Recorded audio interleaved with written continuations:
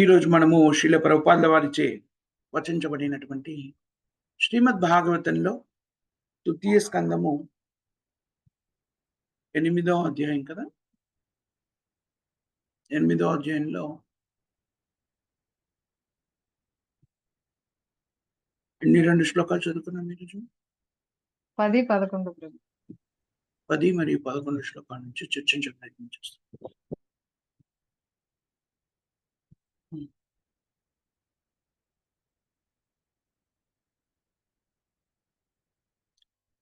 మనము నిన్నటి రోజు మరియు మొన్నటి రోజు కూడా భగవంతుడైన శ్రీకృష్ణుని ఆరాధించే విధానాన్ని గురించి తెలియజేసుకుంటూనే భక్తియుక్త సేవలో నిత్యమైన వ్యక్తులు భగవంతుని ఎలా ఆరాధిస్తారు, భక్తియుక్త సేవకి దూరంగా ఉన్నటువంటి వ్యక్తులు వాళ్ళ జీవనాన్ని ఎలా కొనసాగిస్తారు, వాటి గురించి మాట్లాడుకుంటూనే సృష్టికి సంబంధించినటువంటి వివరణని తెలుసుకునే ప్రయత్నం చేస్తాం. మనం నిన్న పరంపర గురించి తెలుసుకున్నాం. మైత్రేయ ముని తాను పరిజ్ఞానాన్ని ఎలా సంతరించుకున్నాడు, పరంపరానుగతంగా జ్ఞానాన్ని ఎలా స్వీకరించారు అని చర్చించుకున్నాం.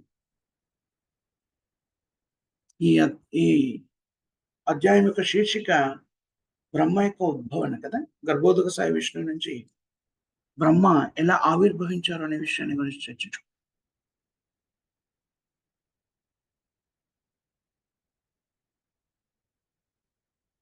దాంట్లో భాగంగా ఈరోజు ప్రళయం సంభవించినప్పుడు జీవులంతా కూడాను ఎలాంటి స్థితిలో ఉంటారు అనే విషయాన్ని తెలియజేసే ప్రయత్నం చేస్తాం.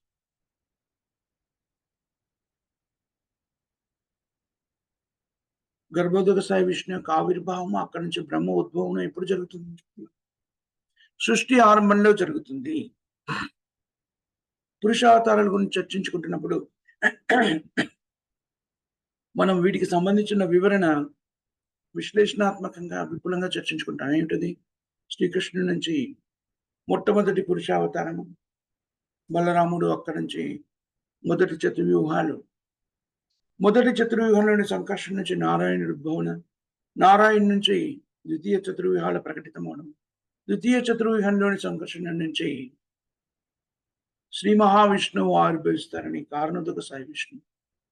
కారణోదక సాయి విష్ణు కారణజనంలో శయనించి ఉంటారని, అలా శయనించి ఉన్నటువంటి కారణజనంలో శయనించి ఉన్నటువంటి కారణోదక సాయి విష్ణు యొక్క నిశ్వాసం నుంచి ఖగోళాలని ఉద్భవిస్తాయని తెలుసు. అలా ప్రకటితమైన ఖగోళంలోకి, ప్రతి ఖగోళంలోకి గర్భోదక సాయి ప్రవేశిస్తారు. అయితే జీవాత్మలన్నీ కూడా అలాంటి సృష్టి, అలాంటి స్థితి ఏర్పడడానికి ముందు ఉచ్ఛ్వాసము ద్వారా, నిశ్వాసము ఉచ్ఛ్వాసము, ఉచ్ఛ్వాసం అంటే గాలి లోపలికి పెంచు. ఆ సమయంలో భౌతిక జగత్తులోని అనేక ఖగోళాలన్నీ కూడాను అంతర్ధానం చెందుతాయి. ఎలాగా? అవన్నీ కూడా భగవంతుడైన శ్రీకృష్ణ యొక్క, అంటే శ్రీ మహావిష్ణువు యొక్క శరీరంలోకి ప్రవేశిస్తాయి, లోపలికి వెళ్తాయి. అలాంటి స్థితిలో జీవులు ఎక్కడుంటారు అనే విషయాన్ని ఇక్కడ ప్రస్తావించడం జరిగింది.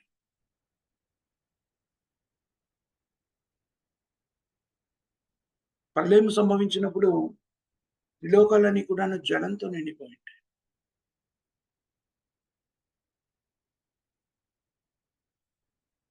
ఆ సమయంలో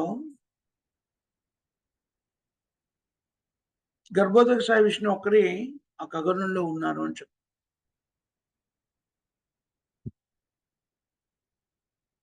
అలా గర్భోదక సాయి విష్ణు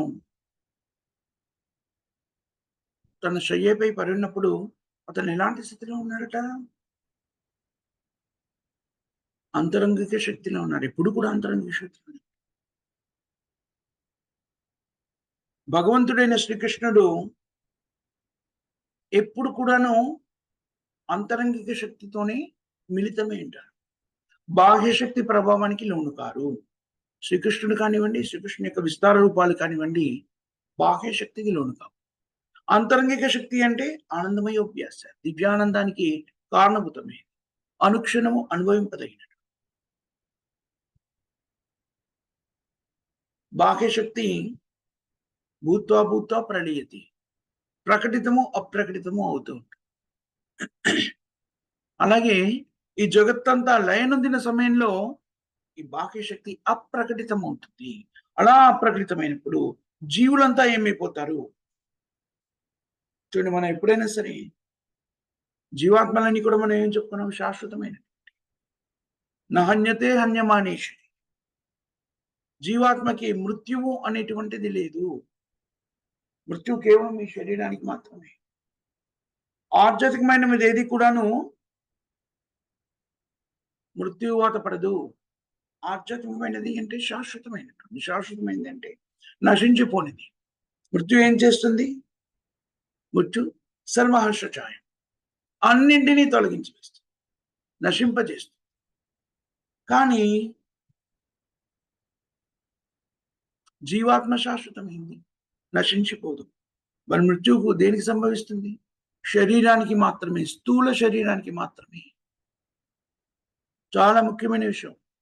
మృత్యువు సంభవించినప్పుడు కూడాను మనకి 2 రకాలైనటువంటి శరీరాలు ఉంటాయని తెలుసుకున్నాం. ఈ స్థూల శరీరం బాహ్యంగా కనబడేటువంటిది. దాని లోపల సూక్ష్మ శరీరం ఉంటుంది. మనస్సు, బుద్ధి, అహంకారం.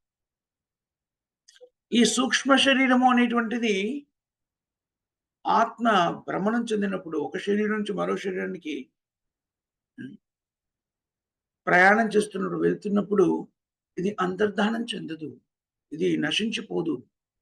సూక్ష్మ శరీరమే నిజానికి ఆత్మని మరో స్థూల శరీరంలోకి తీసుకెళ్తుంది. మనస్సు కదా, మనం కోరుకునే కోరికలను బట్టి మనకి భౌతికమైన శరీరం కదా. అందుకని సూక్ష్మ శరీరం నశించిపోవడం అంటూ ఉండదు భౌతిక జగత్తు.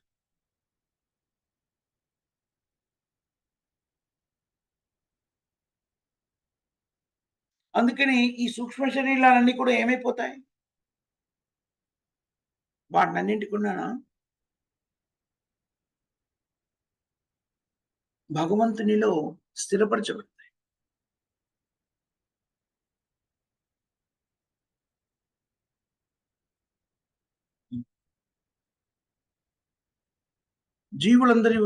జీవులందరినీ వారి సూక్ష్మ శరీర రూపమున విలీనము కావించుకొని భగవానుడు ఎలా ఉన్నారట?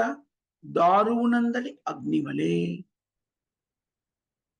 దారువు అంటే తెలుసుకుందా మీకు? అంటే పెద్ద ఏమన్నాడు దాన్ని? గుల్లగా ఉన్నటువంటి వెదురుతో చేయబడిన వెదురు చెట్టుకు ఏంటంటారు? బెరుడు కొమ్మ అంటారు కదా. దారు లాగ్ అంటారు ఆంగ్లంలో. దోలము ప్రభు. అయ్యుండవచ్చు మాతాజీ, ఆ పదం నాకు తెలియదు. ఓకే, హరే కృష్ణ. అందులో అగ్ని, దానిలో అగ్ని ఏర్పడింది అనుకోండి, చాలాసేపు అగ్ని దాంట్లో ప్రెజర్ వెళ్ళి ఉంటుంది, దాన్ని కాల్చలేదు. కాల్చాలంటే చాలా సమయం పడుతుంది. అలా అగ్ని లోపల ఉన్నట్టుగానే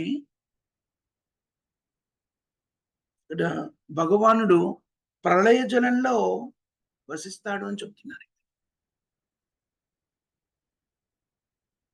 అలా క్షీణించి ఉన్న భగవానునిలో, ప్రళయ జలంలో ఉన్న భగవానునిలోకి జీవులన్నీ ప్రవేశపెట్టారు.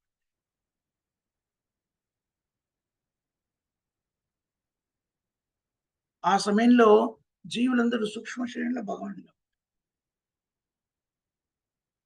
ఈ ప్రళయం సంభవించినప్పుడు ఏం జరుగుతుంది? నిజానికి భౌతికమైనవన్నీ కూడా అప్రకటితం అవుతాయి. భౌతిక శరీరాలు నశించు.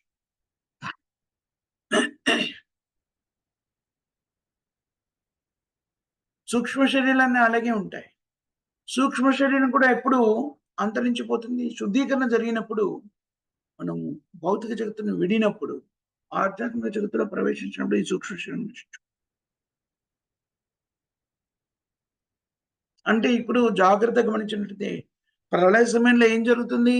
స్థూల శరీరం మాత్రమే నశించిపోతుంది. సూక్ష్మ శరీరము, భౌతికమైన సూక్ష్మ శరీరం అలాగే ఉంటుంది.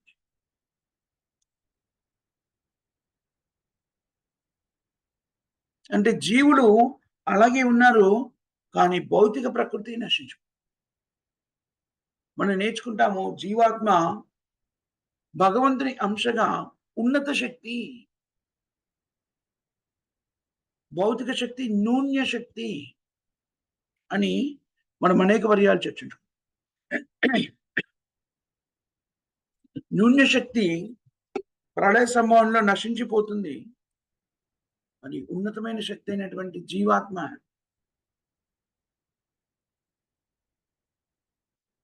సూక్ష్మ శరీరంతో పాటు భౌతిక జగత్తులో అలా ఉంటారు.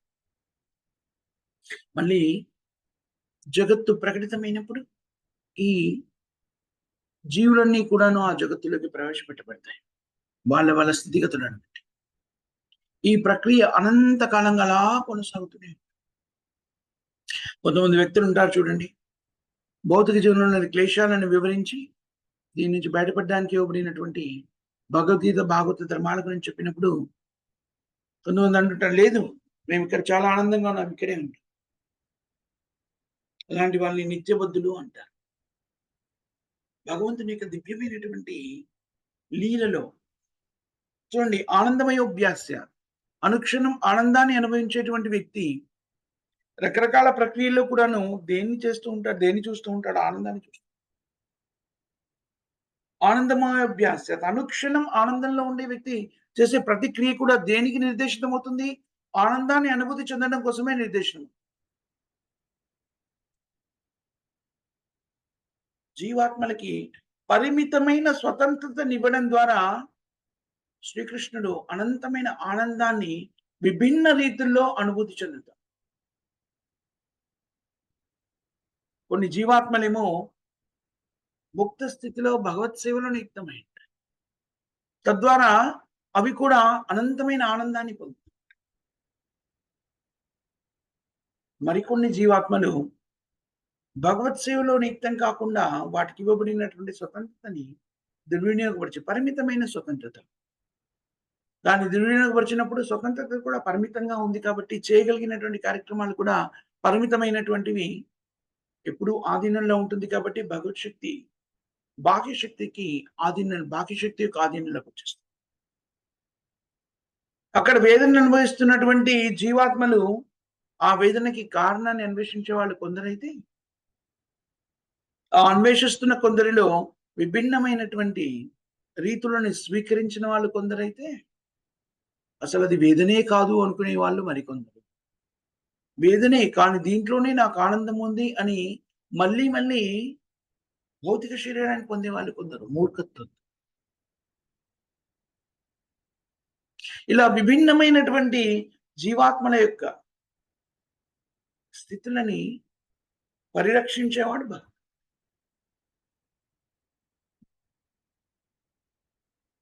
సర్వస్వచాహం హృది సన్నివిష్టం మత్త స్మృతి జ్ఞానం అపోహనం. వేదేశ సర్వం అహమేవ వేదో వేదాంతకులు దేదం.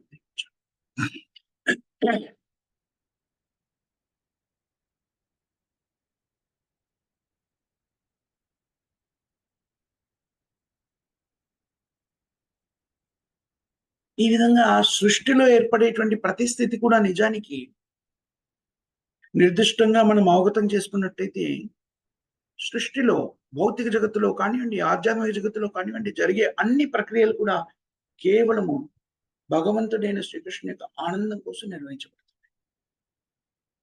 సహజమే కదా. చూడండి, మీరు ఒక పరిశ్రమకి అధిపతి, లేకపోతే ఇంటికి అధిపతి, దేనికో దానికి అధిపతి అనుకోండి.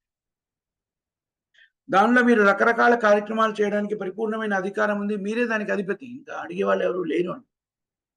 మీరు ఏం చేస్తారు? మీ ఆనందం కోసం చేస్తారా? ఇంకెవరు ఆనందం కోసం చేస్తారు? మీరు మీకు సంబంధించింది మీది అనుకుంటున్న దాని ఆనందం కోసం కదా చేస్తారు. అది కూడా మనకి ఎక్కడి నుంచి వస్తుంది? భగవంతుడి నుంచే వస్తుంది. ఆ స్థితిని కూడా ఎందుకు కల్పించబడింది? మనం చెప్పుకున్నాం, భౌతిక జగత్తులో ప్రకటితమై అన్ని స్థితులు కూడాను ఆధ్యాత్మిక జగత్తు యొక్క స్థితిగతులని అవగతం చేసుకోవడానికి ఇవ్వబడ్డాయి. కాబట్టి భౌతిక జగత్తులో మన ఆధీనంలో ఉన్న వాటి ద్వారా మనము మన ఆనందాన్ని ఎలా పొందాలి అనుకుంటాము? భగవంతుడు కూడా తన కార్యక్రమాల ద్వారా అన్ని కార్యక్రమాలు భగవంతుడి యొక్క కార్యక్రమాలని మనం ఏం చెప్పుకుంటాం, లీలలు. చేసే ప్రతి పని కూడా లీల. కృష్ణుడు తన ఆనందాన్ని పొందాలి అని కృష్ణుడు ఎలాంటి ఆనందాన్ని పొందుతూ ఉంటాడు? నిజమైన ఆనందాన్ని తన నుంచే ఉద్భవించినటువంటి జీవులతో సంపర్కం ద్వారా పొందుతారు. అందుకనే జీవాత్మలన్నీ కూడా సృష్టించబడ్డాయి. చాలా ముఖ్యమైన విషయం. ఈ విషయం అర్థమైతే భగవంతునికి శరణాగతి పొందడం సులభతరమవుతుంది.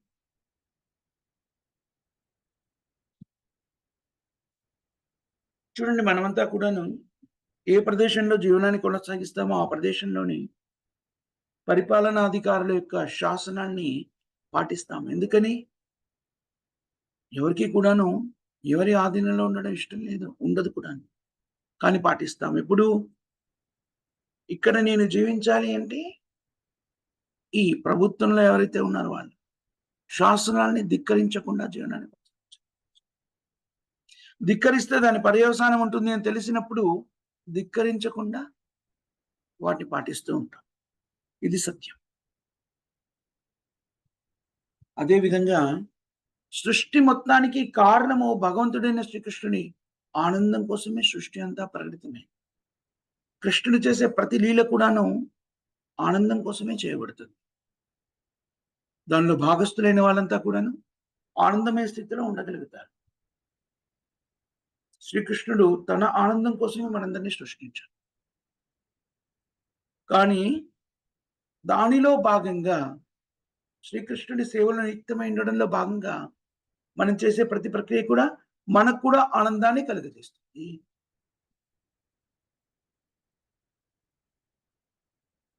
సృష్టి గురించి, భగవంతుని గురించి మనం అవగాహన పెంచుకుంటున్న కొద్దీ మనకు బోధపడేటువంటి విభిన్నమైన అంశాలు మనని భగవత్ సేవలో నిత్యమయ్యేలాగా దోహదం చేస్తాయి. ఆధ్యాత్మిక శక్తి, భౌతిక శక్తి, తటస్థ శక్తి గురించి మనం మాట్లాడుకుంటాం. అలాగే 3 తత్వాల గురించి మనం మాట్లాడుకుంటాం. జీవతత్వము, విష్ణుతత్వము, శివతత్వము. జీవతత్వము భిన్నాంశములు, విష్ణుతత్వము స్వాంశములు. వాటి రెండింటి మధ్య ఉన్నటువంటిది శివతత్వం. జాగ్రత్త గమనించినట్టయితే విశ్లేషణాత్మకంగా ఎవరైనా ఏ కార్యక్రమైనా చేసి పరిపూర్ణ ఆనందాన్ని పొందాలి అనుకున్నప్పుడు విభిన్న స్థితిలో తనకు సృష్టించే శక్తి ఉందనుకోండి, మీరు విభిన్న స్థితిలో వాటిని ఏర్పరిచి వాటి ద్వారా ఆనందాన్ని అనుభూతి చెందుతారు. జీవాత్మలు చూడండి, పరిపూర్ణమైన శక్తివంతమైనవి కావు. పరిమితమైన శక్తిని కలిగినటువంటి భిన్న అంశాలు. భగవంతుని అంశాలైనప్పటికీ పరిమితమైన శక్తిని కలిగిన పరిమితమైన ఆధీనంలో ఉన్నాయి. ఇక్కడ అన్ని శక్తులు కూడాను భగవత్ ఆధీనంలో ఉన్నాయి. అందులో ఎలాంటి సందేహం లేదు. అలాగే విభిన్న అంశాలతో ఒక రకమైన అనుభూతిని చెందితే స్వఆంశలు ముందుగా కృష్ణుడు ఏం చేశాడు? తన స్వీయ విస్తార రూపాన్ని, స్వఆంశల్ని ఏర్పరచుకున్నాడు. బలరాముడు, సంకర్షణుడు, ప్రద్యుమ్నుడు, అనిరుద్ధుడు, వాసుదేవుడు, నారాయణుడు, మళ్ళీ సంకర్షణ, ప్రద్యుమ్న, అనిరుద్ధ, వాసుదేవుడు. వీటి ద్వారా కూడాను కృష్ణుడు ఆనందాన్ని అనుభూతి చెందుతున్నాడు స్వఆంశలతో. అలాగే విభిన్న అంశాలు జీవాత్మలని ప్రకటితం చేసి వాటి ద్వారా కూడాను వాటిలోని విభిన్నమైనటువంటి తత్వాల ద్వారా, విభిన్నమైన ఆలోచనల ద్వారా వారు చేసే కార్యక్రమాల్లో కూడా శ్రీకృష్ణుని ఆనందాన్ని అనుభవిస్తుంది. భోక్తారాం యజ్ఞ తపస సర్వలోక మహేశ్వరం స్పష్టంగా చెప్తున్నాడు కృష్ణుడు. ఆనందాన్ని అనుభవించే అర్హత కలిగిన ఏకైక వ్యక్తి కృష్ణుడు. కృష్ణుడు మాత్రమే ఆనందాన్ని అనుభవిస్తాడు. 2 విభిన్న స్థితుల ద్వారా జీవాత్మలు మరియు స్వఆంశం, ఈ రెండింటి ద్వారా ఈ స్థితిలో కాకుండా మరో స్థితిని ఏర్పరిచాడు. అదే శివతత్వము. ఇక్కడ జీవాత్మలు ఇప్పుడు కూడా భగవంతుడితో సమానులు కాలేరు కదా. భగవంతుని ఆధీనంలో ఉంటారు. విభిన్నమైనటువంటి స్థితిలో ఉంటారు. సో, ఆ అంశాలు ఎప్పుడు కూడాను భౌతిక ప్రకృతికి లోను కావు. మధ్యస్థంగా ఉన్నటువంటిది శివతత్వం. శివతత్వం ప్రకటితం చేయడానికి కూడా కారణం అది. అందుకని శివతత్వానికి సంబంధించిన విషయాన్ని అవగాహన చేసుకున్నప్పుడు వ్యక్తులు ఇది మధ్యస్థంగా ఉంది కదా! అవగతం చేసుకున్నప్పుడు అనేక రకమైన అపోహలకు లోనవుతారు. కానీ జాగ్రత్తగా గమనించినట్టయితే ఇవన్నీ కూడా ఎందుకు సృష్టించబడ్డాయి? శ్రీకృష్ణుడికి ఆనందం కోసమే. తత్వాలు కానివ్వండి, లోకాలు కానివ్వండి, జీవులు కానివ్వండి, భౌతిక ప్రకృతి కానివ్వండి, అన్నీ కూడాను భగవంతుడైన శ్రీకృష్ణుని యొక్క ఆనందం కోసమే సృష్టించబడ్డాయి. ఇది సత్యం. ఇది మనం ఎప్పుడైతే అవగాహన చేసుకుంటామో, ఎలాగైతే నేను ప్రదేశంలో జీవిస్తున్నాను అనుకోండి, భారతదేశంలో నివసించేవాళ్ళు, అమెరికాలో నివసించేవాళ్ళు, ఆస్ట్రేలియాలో నివసించేవాళ్ళు, రష్యా, ఇలా రకరకాల ప్రదేశాల్లో నివసిస్తున్నటువంటి వ్యక్తులు అక్కడ ఉన్నవాళ్ళు ఆ ప్రభుత్వాల యొక్క శాసనాన్ని అంగీకరించి తీరాలి. ఎందుకంటే ఆ ప్రభుత్వాల ఆధీనంలో తమ జీవనాన్ని గడుపుతారు. అప్పుడు ఖచ్చితంగా వాళ్ళు శాసనాన్ని పాటిస్తారు కదా! ఎవరైనా అనొచ్చు, లేదండి శాసనాన్ని ఉల్లంఘించే వాళ్ళు బోలెడు మంది ఉన్నారు. వాళ్ళు నేరస్తులు కదా! అదే విధంగా మనం ఎప్పుడైతే సృష్టి అంతా కూడాను భౌతిక జగత్తు, ఆధ్యాత్మిక జగత్తు, జీవాత్మ అన్నీ కూడాను భగవంతునిచే నిర్దేశించబడ్డాయి. భగవంతుని ఆనందం కోసం నిర్వహించబడ్డాయి. ఇది మనం అర్థం చేసుకున్నప్పుడు మన ఆధీనత మనకి బోధపడుతుంది. అప్పుడు ఎలాంటి సందేహము లేకుండా శ్రీకృష్ణుని శరణాగతి. ఇది మనం నిజంగా చాలా జాగ్రత్తగా అవగాహన చేసుకోవాల్సినటువంటి విషయం. ఇది అవగాహనకు వచ్చిందనుకోండి, అధిపతి భగవంతుడైన శ్రీకృష్ణుడు. నేను స్వతంత్రుడను కాను. కృష్ణుని యొక్క ఆధీనంలో ఉన్నప్పుడు మాత్రమే స్వతంత్రతని పొందగలను. ఉన్నతమైన స్వతంత్రత. ఇది అవగతం చేసుకున్నప్పుడు చూడండి, సృష్టి మొత్తానికి అధిపతి భగవంతుడు. భోక్తారా మీకు ఆనందాన్ని అనుభవించేటువంటి పరిపూర్ణ ఆనందాన్ని అనుభవించగలిగిన వాడు కృష్ణుడు. అన్ని రకాల కార్యక్రమాల యొక్క ఫలితం ఏదైతే ఉంటుందో, ఆనందకరమైన ఫలితం ఏదైతే ఉంటుందో అన్నీ కూడా కృష్ణుడికి సంబంధించి. ఇది బోధపడినప్పుడు కృష్ణునికి శరణాగతి పొందడంలో కష్టమేముంటుంది? నిజానికి ఇది అవగాహన చేసుకోవడానికి మనకి వేదశాస్త్రాన్ని ఇవ్వబడ్డాయి. జీవాత్మలందరూ శాశ్వతంగా భగవంతుడైన శ్రీకృష్ణు యొక్క అంశం. ఆనందకరమైన స్థితిలో ఉండాలి అంటే, పరిపూర్ణ ఆనందకర స్థితిలో ఉన్నటువంటి భగవంతుడైన శ్రీకృష్ణుని శరణాగతి పొందినప్పుడు మాత్రమే మనం కూడా ఆనందకరమైన స్థితిలో ఉండగలుగుతాం.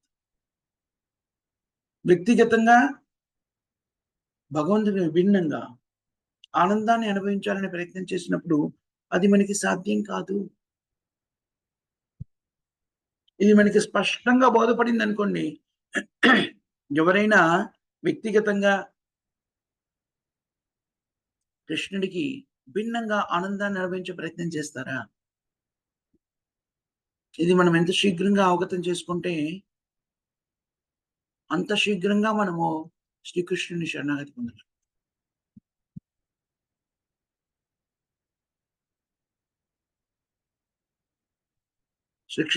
శ్రీకృష్ణుడు దయార్థ హృదయుడు అనగానే చాలా మంది అనుకుంటాడు, దయార్థ హృదయుడు కదా నాకెందుకు కష్టాలు ఇచ్చారు ఇలాంటి మాట.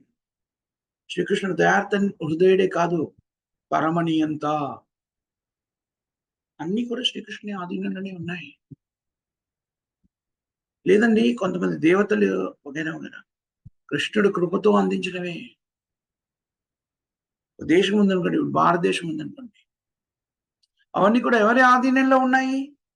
ప్రజాతంత్రం కాబట్టి సాంకేతికంగా పార్లమెంట్ ఎవరి ఆధీనంలో ఉంది? దాని అధిపతి ప్రధానమంత్రి కదా. మిగిలిన వాళ్ళకి చాలా మందికి శక్తులు ఉన్నాయి. నేను ప్రధానమంత్రి దాకా వెళ్ళను. ఉదాహరణకి నేనున్న ప్రదేశంలో ఏదైనా ప్రభుత్వ సహాయం అవసరమైన, ప్రభుత్వంతో చేయవలసిన పనులున్నా, ఇక్కడ కార్యాలయానికి వెళ్తాను. అక్కడ వాళ్ళు నిర్వహిస్తారు. కానీ వాళ్ళు ఎవరి ఆదేశంతో నిర్వహిస్తున్నారు? శాసనాన్ని శాసనాన్ని నిర్మించేదెవరు? పార్లమెంట్. పార్లమెంట్‌కి అధిపతి. లేకపోతే రాజు అనుకుందాం సులభతరంగా. రాజు కదా ఆదేశాన్ని నిర్దేశిస్తారు. అదే విధంగా ప్రజలందరూ కూడాను ఏ ప్రదేశంలో ఉన్నారో ఆ ప్రదేశానికి అధిపతి అయిన రాజు యొక్క ఆదేశంలో జీవనాన్ని కొనసాగించాలి. ప్రత్యామ్నాయం ఏం లేదు. అలాగే జగత్తు మొత్తం కూడా భగవంతుడైన శ్రీకృష్ణుడిచే నిర్వహించబడుతుంది. కేవలం శ్రీకృష్ణుడి ఆనందం కోసమే ఇవన్నీ కూడా ఏర్పరచబడ్డాయి. ఎంత శీఘ్రంగా మన హృదయానికి మనం స్వీకరిస్తే అంత శీఘ్రంగా మనము భౌతిక బంధనాల నుంచి ముక్తులమవుతాం. నిజమైన ఆనందాన్ని ఆస్వాదించం. స్వతంత్రంగా మనకి మనముగా ఆనందాన్ని అనుభవించలేము. కృష్ణ భక్తిని స్వీకరించకపోతే నాకు ఏ ఇబ్బందులు లేవు అనుకుంటే పెద్ద పొరపాటు. అప్పుడు కూడా కృష్ణుడి ఆధీనంలోనే ఉన్నాం. ప్రభుపాదుల వారు అనేక పర్యాయాలు మనకు వివరించి చెప్తారు. ఒక పౌరుడు ఉన్నారనుకోండి, తన ఇంట్లో, రాజ్యంలో సహజంగా జీవిస్తున్నారు. ఎంతవరకి? శాసనాలని ఉల్లంఘించకుండా జీవిస్తున్నారు. శాసనాలను ఉల్లంఘించగానే రక్షక భటుల రూపంలో ప్రభుత్వం మన దగ్గరికి ప్రవేశిస్తుంది. ప్రవేశించి ఏం చేస్తుంది? కారాగారంలో బంధిస్తుంది. అంటే మనకున్న స్వతంత్రతని ఇంకా తగ్గించేశారు. అప్పుడు మరి అప్పుడు కూడా మనం ఆధీనంలో ఉన్నాం. ఎవరి ఆధీనంలో? ప్రభుత్వ ఆధీనంలో. కానీ ప్రభుత్వంలోని ఒక ప్రత్యేక విభాగానికి చెందిన అధికారుల ఆధీనంలో మరింత స్వతంత్రత కుదించబడి వాళ్ళ ఆధీనంలో. భౌతిక ప్రకృతిలో ఈ ప్రక్రియ కూడాను ఈ విధానం అంతా కూడాను ఎలా పొందుపరచబడింది? ఆధ్యాత్మిక జగత్తు యొక్క విధానము అవగతం చేసుకునే విధంగా జాగ్రత్తగా అవగాహన చేసుకునే ప్రయత్నం చేయండి. ఆనందంగా ఉండాలి అంటే మనం చేయవలసిన పని ఏంటి? భగవంతుని యొక్క ఆదేశాన్ని పాటించి తీరాలి. చాలా ముఖ్యమైన విషయం. అందుకని భగవత్ సేవలో నియుక్తమై ఉండడము చాయిస్ కాదు. పర్వాలేదు. నాకు ఏబీసీడీ, ఎక్స్‌వైజీ 4, 5 ఆప్షన్లు ఉన్నాయి. దానిలో నాకు కావాల్సిన లేదు. కృష్ణ చైతన్యము అనేటువంటిది ఒకే ఒక ఆప్షన్. ఆనందంగా ఉండాలా? ఆనందంగా ఉండాలంటే మీరు చేయవలసిన ఏకైక కారణం కృష్ణ చైతన్యాన్ని స్వీకరించండి. మరే విధానాన్ని స్వీకరించినా కూడాను పరిపూర్ణమైన ఆనందాన్ని మనం పొందలేము. ఎంత శీఘ్రంగా దీన్ని మనం అవగాహన చేసుకుంటే అంత శీఘ్రంగా భౌతిక బంధనాల నుంచి ముక్తులమవుతాం. వేదనా స్థితి నుంచి, వేదన నుంచి బయటకు. మరి ఈ స్థితిని భగవంతుని శరణాగతి పొందడం అంటే ఏం చేయాలి నేనిప్పుడు? కృష్ణుడే స్వయంగా చెప్పాడు. సర్వధర్మాన్ పరిత్యజ్య మామేకం శరణం వ్రజ అహం సర్వ పాపేభ్యో మోక్షేష్యామి. దాన్ని ఆచరించే విధానము కలియుగంలో స్వయంగా కృష్ణుడే ప్రకటితమై చైతన్య మహాప్రభు శ్రీకృష్ణ చైతన్య రాధాకృష్ణ నయ్య చైతన్య మహాప్రభుగా ప్రకటితమై మనకు విశదీకరించి చెప్పారు. స్థానే స్థిత శృతగతి. కలియుగంలో వ్యక్తులు త్యజించే స్థితిలో ఉండరన్నింటినీ. అందుకని మీరు ఎక్కడున్నారో అక్కడే ఉండి కృష్ణ చైతన్యం ప్రకారంగా జీవనాన్ని కొనసాగించడం. కృష్ణ చైతన్యంగా జీవితాన్ని కొనసాగించడం అంటే భక్తియుక్త సేవలో జీవితాన్ని కొనసాగించడం అంటే భక్తియుక్త సేవ,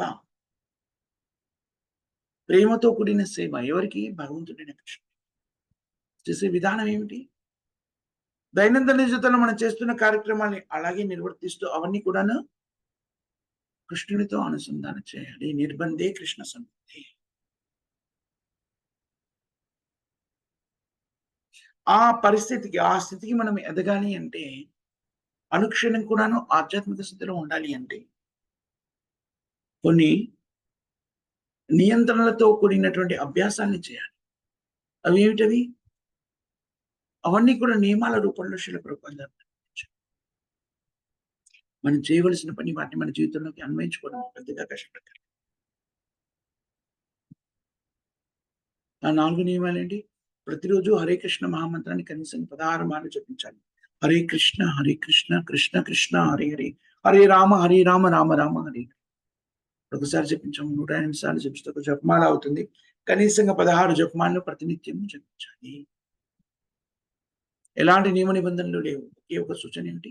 జపిస్తున్నప్పుడు నామాన్ని మన చెవులతో మనం వినాలి. హరే కృష్ణ, హరే కృష్ణ, కృష్ణ కృష్ణ హరే హరే, హరే రామ, హరే రామ, రామ రామ. అంతే. రెండవ నియమం ఏమిటి? మనం ఏం భుజించినా కూడా కృష్ణుడికి సమర్పించిన ఆహారాన్ని భుజించాలి. కృష్ణుడికి ఏం సమర్పించగలం? శాకాహార ఆహారాన్ని సమర్పించగలం. దాంట్లో నీరిల్లి, వెల్లుల్లి, మష్రూమ్ ఉండకుండా జాగ్రత్త. మూడో నియమం ఏమిటి? భక్తుల సాంగత్యంలో జీవనాన్ని కొనసాగించాలి. ఈ జీవనాన్ని చక్కగా నిర్వర్తించాలంటే, నియమాలని నిష్ఠగా పాటించాలంటే, లైక్ మైండెడ్ పీపుల్ అంటారు కదా! అదే ఆలోచన కలిగిన వ్యక్తులతో సాంగత్యం చేసినట్టయితే, ఆ పని చేయడం సులభతరం. భక్తులు ఎప్పుడు కూడాను భగవత్ సేవలో నియుక్తమై ఉంటారు. భగవంతుని యొక్క దివ్యలీల శ్రవణం చేస్తుంటాడు, కీర్తన చేస్తూ ఉంటాడు.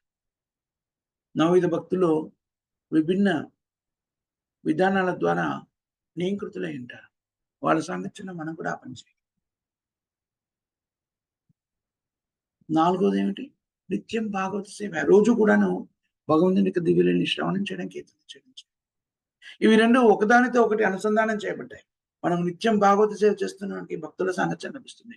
భక్తుల సాంగత్యంలో మిగిలిన కాలం అంతా గడిపామనుకోండి, భాగవత సేవ నిత్యం భగవంతుని యొక్క కీర్తన వినడము, భగవంతుని స్తుతించడము, భగవన్ నామాన్ని స్మరించడం, ఇవన్నీ కూడా చేయాలి.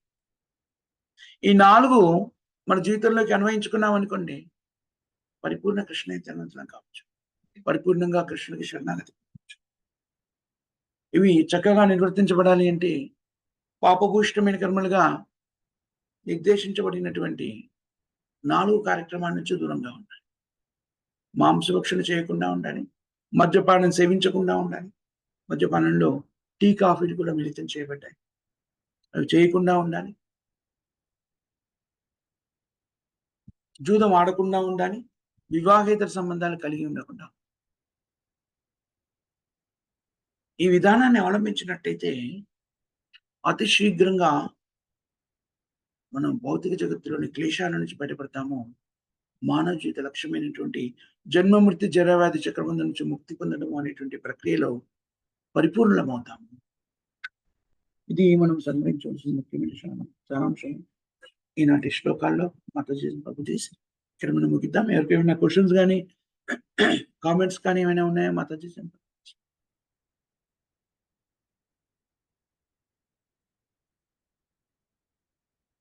ఎవరికేమి క్వశ్చన్స్, కామెంట్స్ లేకపోతే మనం ఇక్కడ ముగిద్దాం. ఈనాటి కార్యక్రమాన్ని ఒకసారి పునరావృతం చేసుకునే ప్రయత్నం చేస్తాం కదా. 7:30 మనము హిందీలో భగవద్గీత నుంచి చర్చిస్తాము. 10:30 నుంచి 11 వరకు మనము జపయజ్ఞ కార్యక్రమాన్ని నిర్వర్తిస్తాము. 11 నుంచి 11:30 వరకు శ్రీల ప్రభుపాద గారి గ్రంథం నుంచి పఠనము, విశ్లేషణాత్మక అధ్యయనం, చర్చ జరుగుతుంది. దాని తర్వాత మళ్ళీ ఈరోజు సాయంత్రం 5:30 నుంచి 6 వరకు జపయజ్ఞ కార్యక్రమం, 6 నుంచి 7 వరకు మళ్ళీ తెలుగులో భగవద్గీత నుంచి చర్చిస్తాం. ఇవి ఈనాటి ఆధ్యాత్మిక కార్యక్రమాలు. భక్తులంతా కూడాను వీటిలో భాగస్తులై చక్కగా రోజంతా కృష్ణ చైతన్యంతో గడపాల్సిందిగా విజ్ఞప్తి. నిన్న ప్రభుజీ ఎవరో ఒక ప్రభుజీ అడిగారు కదా, ఏమిటని? మార్కండేయ ఋషి గురించి అడిగారు కదా. ప్రభుజీ మార్కండేయ ఋషికి సంబంధించిన వివరణ మనకి శ్రీమద్ భాగవతంలో ఇంకా ముందు ముందు స్కందాల్లో అధ్యయనం చేస్తాము. చాలా విశ్లేషణాత్మకంగా ఇవ్వబడింది. దాని గురించి మనము ఆ క్షణం తప్పకుండా చర్చించుకుందాం. కానీ స్థూలంగా సూక్ష్మంగా దానికి మీరు అడిగిన ప్రశ్నకి సమాధానం చెప్పాలి అంటే, శివుడిని ఆరాధించినటువంటి మార్కండేయ ముని శివుడి కృప ద్వారా మళ్ళీ భగవంతుడైన కృష్ణుని ఆరాధించినట్టుగా, నారాయణుని ఆరాధించినట్టుగా మనకి బోధపడుతుంది శ్రీమద్ భాగవతంలో. తద్వారా పరిపక్వతను సిద్ధించుకున్నాను. అంటే మనము భగవద్గీతలో చర్చించుకుంటున్నాం కదా! మొన్న అనుకుంటాను నిన్న కూడా దాని గురించి చర్చించుకున్నాం.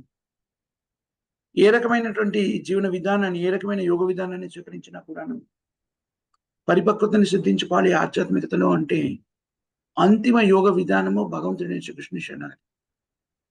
అన్ని యోగ విధానాలు కూడాను ఈ విధానానికి మనని తీసుకురావడానికి దోహదపడతాయి. అది సూక్ష్మమైన సమాధానం. విస్తృతంగా మనం ముందు చర్చించుకుందాం. హరే కృష్ణ ప్రభుజీ. ధన్యవాదాలు ప్రభుజీ. హరి బోల్ ప్రభు. ధన్యవాదాలు ప్రభుజీ. మంచి ప్రశ్న అండి. ఎవరికి మీ క్వశ్చన్స్, కామెంట్స్ లేకపోతే మనం ఇక్కడ ముగిద్దాం. ప్రేమతోని ఎవరు చెప్తారమ్మా? హరే కృష్ణ ప్రభు. జై జై హరినామ సంకీర్తన కి జై రామకార్య హరిదాస్ ఠాకూర్ అందరి కి కులము నాటలు జై సాంబైత భక్త బృందకి జై రాధా కృష్ణకి జై గంగా శ్రీమద్ భాగవతం కి జై శ్రీమద్ భగవద్గీత కి అనంతకోటి వైష్ణవ భక్త బృంద కి జై రామ్ ప్రభుజీ కి రామ్ ప్రభుజీకి యాభై పొడుగు హరే అబ్బాయి. కృష్ణ హరే కృష్ణ ప్రభుజీ ప్రభుజీ ధన్వత్ ప్రణామ్. हरे कृष्णा माताजी सन प्रभु जी। श्री हर्ष प्रभु की जय। सुफल माता जी की जय। నాటి నేను सामवेद भक्त वृंद की जय। ప్రభుజీ श्रील హరే प्रभुपाद కృష్ణ. की जय। నాకు థ్యాంక్ యూ వెరీ మచ్ మాతాజీ सन प्रभु जी। శ్రీల ప్రభుపాద గారి గ్రంథాలను చర్చించే అవకాశం కల్పించారు. మీ అందరికీ కూడా హృదయపూర్వక కృతజ్ఞతలు, ధన్యవాదాలు. హరే కృష్ణ. హరే హరే కృష్ణ ప్రభుజీ. హరే కృష్ణ ప్రభుజీ ధన్యవాద ప్రమాణ కృష్ణ ప్రభుజీ. హరే హరి కృష్ణ హరి ప్రభుజీ. హరే కృష్ణ. హరి. మార్కండేయముని అన్న మార్కండేయుడు అన్న ఒకటేనా ప్రభుజీ? చిన్నప్పుడు అల్పాయుష్తో జన్మించిన మార్కండేయుడు. yes Mataji, yes Mataji. అతని థ్యాంక్ యూ ప్రభుజీ. హరి హరి హరే కృష్ణ ప్రభుజీ ధన్యవాదాలు. ధన్యవాదాలు. హరే కృష్ణ.